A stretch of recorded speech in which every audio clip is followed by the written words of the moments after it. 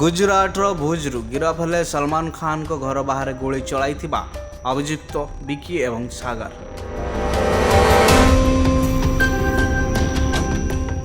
ବିକି ଏବଂ ସାଗର ନରକାଟାଗଞ୍ଜର ନାହା ବ୍ଲକର ମାସିଆ ଗାଁର ବାସିନ୍ଦା।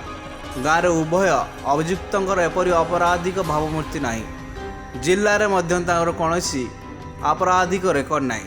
ସେଥିପାଇଁ ପରିବାର ସଦସ୍ୟ ଏବଂ ଗାଁର ଲୋକମାନେ ବିଶ୍ୱାସ କରିପାରୁନାହାନ୍ତି କି ବିକି ଏବଂ ସାଗର ଏପରି କିଛି କରିଛନ୍ତି।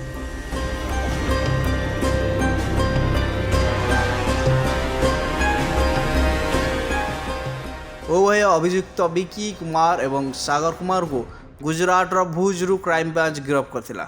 ଏହି ଯୁବକ ବିହାରର ବେଟିଆ ନିବାସୀ। ଏହି ଘଟଣାରେ ତାଙ୍କ ପରିବାର ଏବଂ ଗ୍ରାମବାସୀ ଅତ୍ୟନ୍ତ ଚକିତ ହୋଇଯାଇଛନ୍ତି।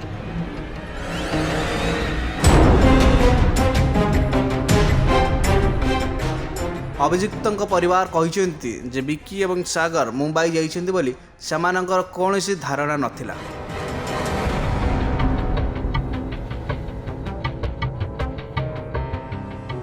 ସଲମାନ ଖାନଙ୍କ ଘର ବାହାରେ ଗୁଳି ବିନିମୟ ଏବଂ ଏହି ଘଟଣାରେ ତାଙ୍କ ପୁଅମାନଙ୍କୁ ଗିରଫ କରିଯିବା ବିଷୟରେ ସେ ନ୍ୟୁଜ୍ ମାଧ୍ୟମରେ ଜାଣିବାକୁ ପାଇଥିଲେ।